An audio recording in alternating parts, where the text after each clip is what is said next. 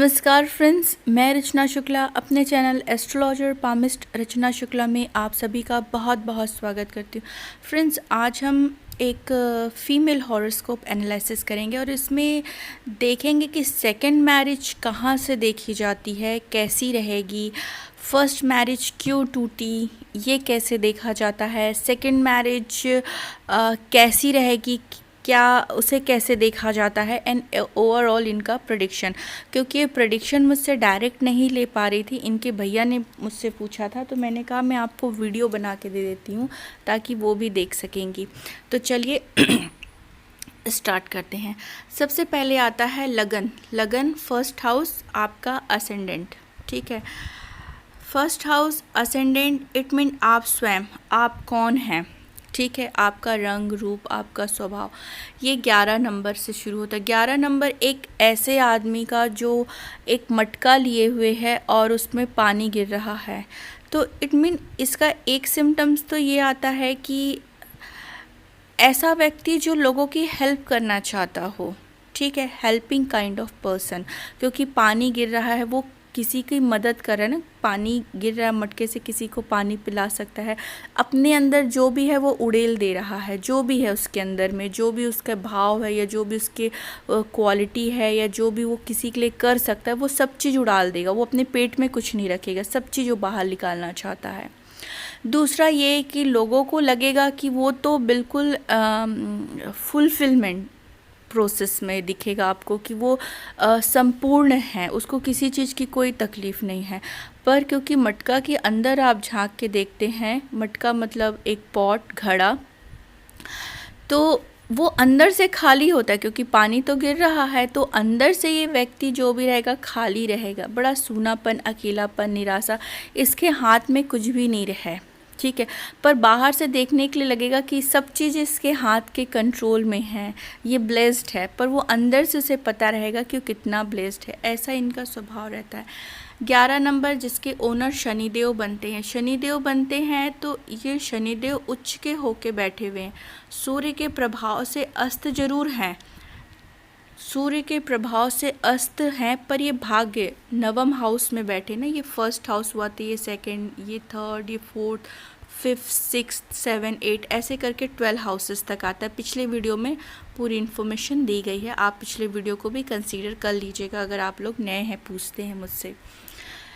जब भी लगन आप स्वयं 9th हाउस में जाते, तो ऐसा व्यक्ति भाग्यशाली होता है, अपने परिवार के लिए भाग्यशाली होता है। इनका जन्म ही भाग्य को लेके आता है। पिता का हाउस भी कहते हैं इसको, भाग्य का, लक का हाउस रहते हैं, जहाँ शनिदेव उच्च के होके बैठे हुए हैं। तो ये लेडी जो भी होंगी, देखने सुनने में इनकी जो ऑरा होगी बहुत पॉजिटिव हो सकती, देखने सुनने में बहुत अच्छे हो सकते, पर शनिदेव है कहीं ना कहीं ज़िंदगी में स्लोपन, क्योंकि शनिदेव रिप्रेजेंट किसे करते हैं, थोड़ा अकेलापन, थोड़ा निराशा। शनि का व्यक्तित्व ही ऐसा था, धीरी चाल चलने वाला, स्लो व्यक्ति। तो इट मीन इनके लाइफ में भी कोई एक्साइटमेंट नहीं होगा, चीज़ें बहुत स्लो जाएंगी, एकदम स्लो लाइफ जाएगा।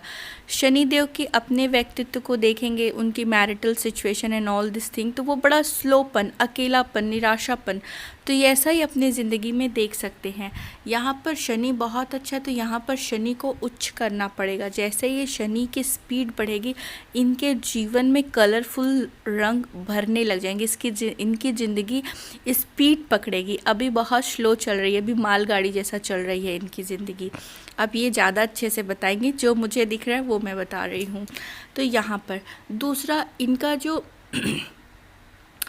राशि बनता है, सेकंड हाउस है वो 12 नंबर, मतलब इनकी मीन राशि बनेगी।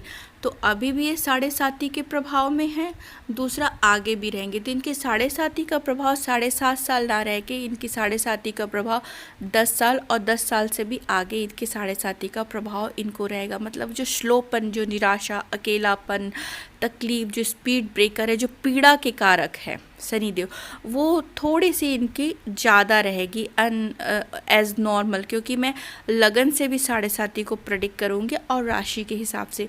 अगर जैसे ही ये अपने शनि को बल देते हैं, तो इनकी ज़िंदगी में बहुत अच्छा स्पीड आ जाएगा, क्योंकि शनिदेव कहीं ना कहीं उच्च के बैठे हुए, तो अच्छा रिजल्ट ज़रूर देंगे। चंद्र कारक कहाँ के हैं? रोग ऋण शत्रु भाव के कारक होके आपके कुटुंब हाउस में बैठे हुए हैं।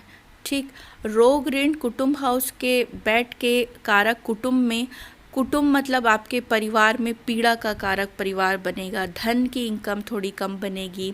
ठीक है, और यहाँ पर क्या होता है, शनि देव के आगे कुछ नहीं और पीछे भी कुछ नहीं, तो ये केंद्रुम दोष कहलाता है। ये बहुत सत्यानाशी दोष कहा जाता है इसको हॉरोस्कोप में, अगर आप एस्ट्रोलॉजी में देखें। मतलब जो मिलता है और मिल के चीज़ें हाथ से निकल जाना, फिसल जाना। अच्छी चीज़ें मिलती हैं लाइफ में पर वो निकल जाना। तो और दूसरा अकेला तो मानसिक पीड़ा बहुत देता है, तनाव देता है लाइफ में, धन का अभाव देता है, इस तरह की गतिविधियां लाइफ में देता ही देता है।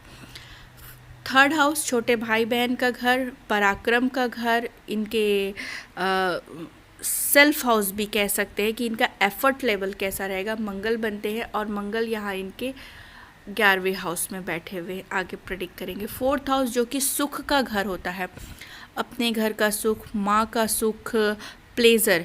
तो ये सुख का जो हाउस है यहाँ पर राहु देव बैठे हैं, तो जो ये प्रारंभिक शिक्षा का भी घर होता है, जो बेसिक एजुकेशन। तो बेसिक एजुकेशन में इनको तकलीफ आई होगी। हायर एजुकेशन का घर 9th हाउस से देखते, तो हायर एजुकेशन ठीक गया होगा, पर जो बेसिक एजुकेशन है यहाँ पर इनको तकलीफ देता है। बच्चा उतना स्मार्ट नहीं होता है।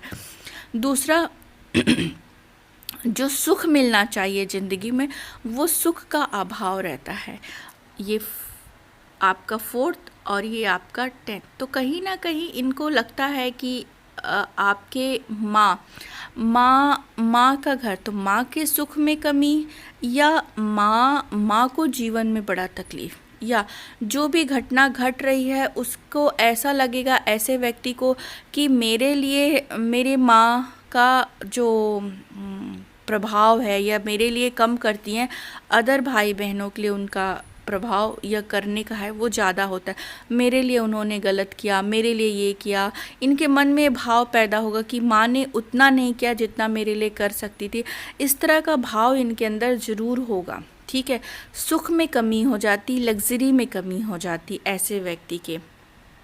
फिर यहाँ पर अपने प्यार का हाउस देखा जाता है, या एजुकेशन या खुशी का हाउस है, जो कि यहाँ 8 नंबर पे बैठा हुआ है। 8 नंबर में खुशी का हाउस केतु के साथ और 8 नंबर में, तो कहीं ना कहीं ज़िंदगी में खुशी की थोड़ी कमी होती, मिलती है खुशी रहेंगी ही, ठीक है, पर कोई ना कोई जरिया ज़रूर निकालेंगी। पर कहा जाए तो केतु के साथ बैठने और 8 नंबर में बैठने से खुशी में थोड़ी कमी होती है। कोई क्रिएटिविटी या कोई हॉबी ज़िंदगी में रहती वो पूरे नहीं हो पाते। जो इन्हें करना का मन रहता वो जो हॉबी रहती है, जो यश मिलना चाहिए, मान सम्मान, जो खुशी होनी, हैप्पीनेस, ये हैप्पीनेस का घर होता है, इसमें थोड़ी कमी हो जाएगी। ठीक है, रोग ऋण शत्रु का पता कर चुके थे। अब ये 7वां हाउस जो होता है ये पार्टनर का होता है, लीगल पार्टनर। ठीक है, पति का घर होता है। पहला पति जो सूर्य भाग्य के घर में बैठा हुआ है, नीच राशि में होके बैठा हुआ है। ठीक, सूर्य है पहला, तो जब सूर्य बनता है कारक हस्बैंड का, तो ऐसा व्यक्ति जिस शहर या गांव में होते हैं, जहां पर के भी होते हैं, उनका नाम होता है, लोग उन्हें जानते, उनकी क्रेडिट होती, क्योंकि सूर्य बना हुआ है ना उस कुछ लोगों में। क्योंकि सूर्य क्या होता है, एक गुरुत्वाकर्षण होता है, उसके चारों तरफ घूमने वाले ग्रह होते हैं, वो स्थिर है। सेम वैसे ही उनके जो भी पहले हस्बैंड रहे होंगे, सूर्य का प्रभाव था। देखने में भी उनकी ऑरा रही होगी, उनके हस्बैंड की सूर्य की तरह उनकी शाइनिंग पर्सनैलिटी भी रही होगी। पर ये टूट गया, ये शादी नहीं चली। अब क्यों नहीं चली? एक तो इनके मैं जेनेटिक को भी बहुत इम्पोर्टेंट देती हूँ। एक तो जेनेटिक इफ़ेक्ट था, दूसरा ये जो घर था ये पितृ घर माना जाता है। ठीक है, लाइक फादर, दादाजी, नाना जी यहाँ से कंसीडर करते, तो कहीं ना कहीं यहाँ फैमिली की का कोई इन्वॉल्वनेस होना, दूसरा कहीं ना कहीं कुटुंब का इन्वॉल्वनेस होना, फैमिली का इन्वॉल्वनेस होना, दूसरा यहाँ नीचताई की हरकत होना, क्योंकि सूर्य नीच राशि में बैठे, तो कहीं ना कहीं ये शादी टूटने में किसी बंदे का, किसी इंसान का कोई ऐसी हरकत नीचताई का होना। दूसरा सूर्य और शनि जब बैठते हैं यहाँ पर, तो कहीं ना कहीं एक 36 का आंकड़ा लेके बैठते हैं। ये सूर्य, ये शनि और इनके हस्बैंड सूर्य, तो ये 36 का आंकड़ा बैठता है इनके शादी में, इन दोनों ही हस्बैंड वाइफ में। फैमिली का इन्वॉल्वनेस, और जहाँ सूर्य आता है वहाँ अहम आ जाता है ईगो। ईगो में शादी टूट जाती है, एकदम ईगो में। वो सबकी नाक में शादी टूट गई, पता ही नहीं चला, बाद में रियलाइज़ हुआ कि ये गलत था, ये नहीं करना चाहिए था। बट जब चीज़ें बिगड़ जाती तब रियलाइज़ होता है। तो पहली शादी को हम 7th हाउस से देखते हैं। अब इनकी दूसरी शादी हुई, दूसरी शादी को हम यहाँ पर एक घर छोड़ के, मतलब ये अष्टम हाउस छोड़ के इनका बैठते हैं। हम यहाँ पर देखते हैं 9th हाउस से इनकी दूसरी शादी को देखते हैं। अब 9th हाउस के ओनर बनते शुक्र, ठीक है। तो दूसरे जो हस्बैंड होंगे उनमें शुक्र मतलब फीमेल, तो कोई लग्जरी से रिलेटेड काम होगा उनका। अब लग्जरी मतलब फॉर एग्जांपल ऐसा कोई प्रोफेशन जो कि व्यक्ति के पास बहुत पैसा होगा तभी वो व्यक्ति जाएगा उनके पास में, और उनकी जो भी सर्विस होगा उसको एक्वायर करेगा, क्योंकि लग्जरी से रिलेटेड काम है, बेसिक नीड वाला काम नहीं करेंगे, ठीक है। दूसरा वो वीनस है, तो उनमें कहीं ना कहीं लड़कियों जैसी क्वालिटी होगी इनके हस्बैंड में, मतलब खूबसूरत होंगे, फीमेल क्वालिटी, ठीक है, फीमेल क्वालिटी। क्योंकि फर्स्ट हस्बैंड में मेल जैसी क्वालिटी रहेगी, सेकंड हस्बैंड में फीमेल जैसी क्वालिटी देखने के लिए मिलेगी यहाँ पर। तो ये जो हस्बैंड हैं शुक्र, वीनस जैसी क्वालिटी। पर इस शादी में क्यों प्रॉब्लम आएगा, अगेन इनकी जेनेटिक अगेन इन्वॉल्व होगी। दूसरा ये कि ये केतु के साथ शुक्रदेव बैठे हुए हैं, केतु के साथ शुक्रदेव बैठते हैं तो जड़ योग बन जाता है, स्त्री दोष बन जाता है। मतलब पिछले जन्म में, क्योंकि कुंडली को अगर आप पूछते हैं पिछले जन्म का भी हिसाब किताब पूछेंगे तो अष्टम हाउस को हम लगन बना के पिछले जीवन को भी हम यहाँ पर बताते। तो जड़ योग मतलब पिछले जन्म में ये माना जाएगा कि ये कहीं पुरुष थे और कोई स्त्री इनकी वाइफ रही होंगी, उनके साथ इनका जो संबंध रहा होगा थोड़ा ख़राब रहा होगा, ये थोड़े से कड़क रहे होंगे। इसीलिए इस शादी में हस्बैंड का स्वभाव थोड़ा डोमिनेटिंग हो सकता है, क्योंकि जड़ योग बन गया है, ठीक है। तो यहाँ पर इनको शुगर से रिलेटेड प्रॉब्लम या जो आपके प्रजनन तंत्र होता है लड़कियों का, प्राइवेट पार्ट, उससे रिलेटेड प्रॉब्लम को भी बताएगा, क्योंकि जड़ योग है। दूसरा स्किन से भी रिलेटेड ये प्रॉब्लम को भी बताएगा, पेट से रिलेटेड भी प्रॉब्लम को बताएगा, क्योंकि शुक्र यहाँ पर इनके हस्बैंड है। केतु के साथ बैठने से अगेन यहाँ पर इस शादी में भी इनको प्रॉब्लम 100% जाएगी, क्योंकि प्लेसमेंट तो बहुत अच्छा है, बट बैठे जिसके साथ है ना, तो इनके हस्बैंड तो अच्छे रहेंगे, बट कुछ ऐसी मानसिकता, कुछ लोगों का प्रभाव जिसके कारण शादी में गड़बड़ ज़रूर आएगी, ठीक है। यहाँ पर प्रॉब्लम्स ज़रूर हो रही होगी। दूसरा, अब इनके कामकाज को भी मैं देखूँ तो यहाँ पर शुक्र और बुध का कंजक्शन बैठा है। यहाँ पर शनि जो है ये बना बैठा हुआ है तुला राशि का। यहाँ पर इसे ये माना जाएगा कि भाई ये व्यक्ति स्वयं का अपना बिजनेस कर सकती है और बिजनेस टॉप लेवल में भी जा सकता है। इनके ग्रहों को मजबूत करना पड़ेगा, पहले इनको मजबूत करना पड़ेगा। दूसरा, इन ग्रहों को मजबूत करने से इनके करियर में बड़ा चार चांद लग सकता है। ऐसा फील्ड जो थोड़ा सा हटके हो, जो नॉर्मल ना हो, ठीक है। और ये ऐसा फील्ड जो कि मैन्युफैक्चरिंग तक कर सके, इतनी क्वालिटी वाला काम ये कर सकती, टैलेंटेड बहुत होगा। बट कहीं ना कहीं ये अस्त हो गई हैं। अस्त मतलब क्या होता है, सूर्य के प्रभाव में जैसे ही जाते सूर्य की किरणों में आंखें बंद हो जाती। सेम अभी इनकी कि इनको कुछ इनका विज़न क्लियर नहीं हो पा रहा है, करना क्या है। एकदम सूर्य की रोशनी में जैसे आपकी आंखें बंद हो जाती, वैसे ही कोई एक्शन नहीं ले पाना, आंखें खोल नहीं पाना, सेम वही है। बट यस, करियर के प्रोस्पेक्ट से देखा जाए तो इनके करियर की अपॉर्चुनिटी इनके लाइफ में बहुत अच्छी रहेगी एज़ कम्पेयरिंग मैरिज अपॉर्चुनिटी को लेके। तो ये दूसरी शादी को हमेशा 9th हाउस से देखते हैं, तो इनके हस्बैंड में वीनस जैसी क्वालिटी देखने के लिए मिलेगी। अब इनका आता है 11th हाउस, जो कि डेली इनकम का हाउस है। यहाँ गुरु अपने ही राशि में बैठे हुए हैं। धार्मिक स्वभाव की रहेंगी, साथ में मंगल और गुरु का प्रभाव इनमें बहुत अच्छा, तो डेली इनकम इनके घर ज़रूर आएगा। अगर ओवरऑल कहा जाए तो ये हॉरोस्कोप को अगर करियर के प्रोस्पेक्ट से अगर ये अपने करियर को दें तो ये इनके लाइफ में राइजिंग जैसी पोजीशन बहुत अच्छी रहेगी। ये कुंडली में कालसर्प दोष है, ठीक है, कालसर्प दोष जैसी बनती कि पूरा ये जो यहाँ से है चंद्र अकेला होने के बाद पूरे ग्रह जो हैं यहीं पर आ गए, तो इन्हें थोड़ा बंधा बंधा सा फील होगा लाइफ में। जो चीज़ करना चाहती हैं लाइफ में आगे बढ़ने के लिए, कुछ भी करना चाहती नहीं कर पाएंगे, सोचा हुआ काम कभी आगे नहीं बढ़ पाएगा। सूर्य और शनि के प्रभाव से कोर्ट कचहरी का भी योग बनता है, ठीक।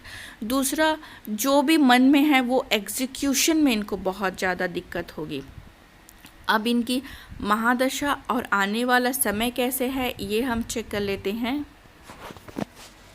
अभी 2019 से सूर्य की इनकी महादशा चल रही है, ये देखिए 2019 से सूर्य की महादशा। सूर्य इनका एक्टिव नहीं रहेगा, ठीक है, सूर्य इनका एक्टिव नहीं रहेगा क्योंकि कुंडली शनि प्रधान है। वैसे सूर्य इनके डेली भाग्य भाव में बैठा है, फिर भी एक्टिव नहीं रहेगा क्योंकि कुंडली में शुक्र, सूर्य और बुध बहुत ज़्यादा एक्टिव रहेंगे। अभी का टाइम ये सब मेंटल टेंशन का टाइम इनका निकला हुआ है, ये देखिए ये। फिर अभी का टाइम इनका जून तक का राहु का चला, अभी गुरु का प्रभाव इन पे चल रहा है। गुरु का प्रभाव चला तभी शायद तक का इनका हॉरोस्कोप आया है और इनको ये ज्ञान भी मिल रहा है कि अपने करियर के लिए फोकस करें। जैसे ही करियर में ये इन होंगी, इनकी लाइफ की जो भी प्रॉब्लम है विथ हस्बैंड से भी रिलेटेड वो भी ख़त्म होगी, प्लस ये बच्चे से रिलेटेड भी काफ़ी अच्छा कर पाएंगी। नहीं तो अगर ये करियर पे फोकस नहीं करेंगी तो इनके लाइफ में बहुत सारी प्रॉब्लम्स आगे भी हैं। अब इसी चीज़ को देखें तो यहाँ पर 2000 अभी इनकी प्लानिंग वगैरह शुरू करना चाहें तो अपनी प्लानिंग कर सकती हैं, काम करने के लिए, आगे बढ़ने के लिए जो भी है ये कर सकती हैं। ये इनका ये अक्टूबर के बाद से ये कुछ भी करने के लिए एक्टिवेट अपने आप को कर सकती है। और शनि के अंतर्दशा में जब ये शनि का अंतर्दशा चलेगा तो ये पीरियड इनके लिए बहुत अच्छा रहेगा। अगर ये उसे एक्टिवेट करके चलती हैं तो यहाँ काम करने से रिलेटेड इनको स्कोप ज़रूर मिलेगा। इनकी फॉरेन कंट्री में सेटलमेंट और अच्छी है। आगे चल के ये विदेश जाएंगी, दूर देश का मतलब होता है क्योंकि नवम हाउस को अपन देख रहे हैं विदेश के लिए। और भी मैंने सब डिविजनल चार्ट देखा है जो कि यहाँ से आप नहीं देख पाएंगे इसको, बट यस ये दूर देश रहेंगी, पास नहीं रहेंगी। तो अपने काम को आगे बढ़ाएं, काम करने को सोचें, ये इनके लिए बहुत अच्छा रहेगा काम करने के लिए। नहीं तो अगर ये नहीं आगे बढ़ती तो इनके मैरिटल सीन में इनको प्रॉब्लम ही प्रॉब्लम रहेगा। सूर्य के बाद चंद्र आएंगे जो कि अगेन मेंटल टेंशन जैसी पोजीशन ही देंगे आगे के लाइफ में। तो बेहतर है करियर में जैसे ही अपने आप को इन करेंगी, इनके लाइफ में मैरिटल से भी रिलेटेड बहुत सारे प्रॉब्लम सॉल्व होते दिखेंगे। अपने अदर जो भी लाइफ में है उनसे भी रिलेटेड इनको लाभ ज़रूर मिलेगा। तो करियर की ओर अगर ये ध्यान देती हैं तो बहुत अच्छा रहेगा। शादी के लिए इनको अभी प्रॉब्लम रहेगी जब तक ये चीज़ों को बैलेंस ना कर ले। मतलब केतु क्या होता है? केतु होता है मैजिक, आपका मैजिक। 9 ग्रह 9 खजाने लेके आते हैं, 9 बैलेंसिंग पॉइंट लेके आते हैं कि आप चीज़ों, आपकी मैजिक क्या, जैसे केतु को मैजिक, जादू या फिर एक हीलिंग पावर कहा जाता है कि आपने किसी के ऊपर हाथ रखी वो हील हो गया। तो आपका जादू क्या है? आप किस चीज़ में अपनी करिश्मा दिखा सकती हो और उस चीज़ को किस तरह करिश्मई तरीके से आप उस चीज़ को बैलेंस कर सकती हो और आप अपने जादू के माध्यम से क्या अपने लाइफ को कैसे इन्हांस कर सकती हो वो रहता है। जैसे कि हर ग्रहों का कुछ कारक तत्व रहते हैं, हर ग्रह आपके लिए कुछ ना कुछ लाए हैं। जैसे ही आप अपने करियर में इन करेंगे बहुत सारे 100% आपके प्रॉब्लम, चाहे वो मैरिज से हो, आगे चल के बच्चों से भी रिलेटेड थोड़ी प्रॉब्लम आप में आएगी, तो हर रिलेटेड आपकी प्रॉब्लम सॉल्व होते दिखेगी इस हॉरोस्कोप में। तो फ्रेंड्स, आज के लिए इतना ही। एक क्वेश्चन आया था सेकंड मैरिज को कैसे देखते, थर्ड मैरिज को हम 9th हाउस से देखेंगे, ठीक है। ये क्वेश्चन था, 9th हाउस से देखेंगे, इस तरह से देखा जाएगा, ठीक है। तो मुझे वो हॉरोस्कोप भी आज मिला था कि सेकंड मैरिज को मैं बता सकूं।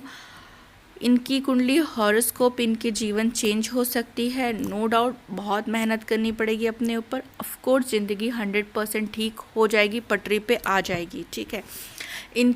इनके जो स्लोपन है, जो शनि है, इनको स्लो करके रखा, एक बांध करके रखा हुआ है, एक कहते हैं ना, एक घर के दायरे में बांध रखा। शनि मतलब स्लो, आपको कैद कर दिया, लेज़ी कर देना।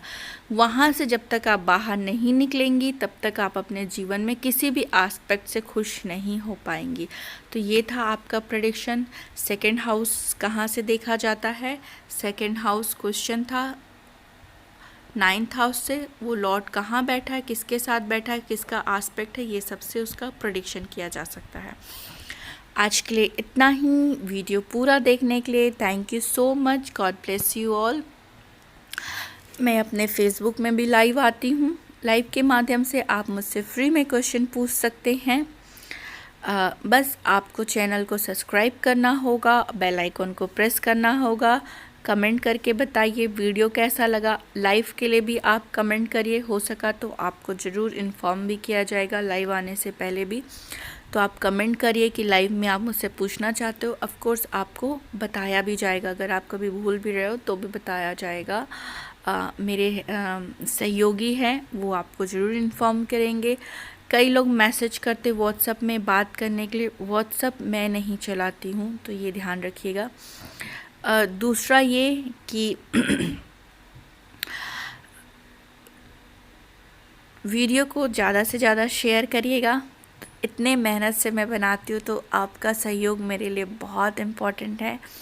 आप कमेंट करके बताइए आपको कैसा लगा। वीडियो को लाइक करना मत भूलिएगा। Thank you so much. God bless you all.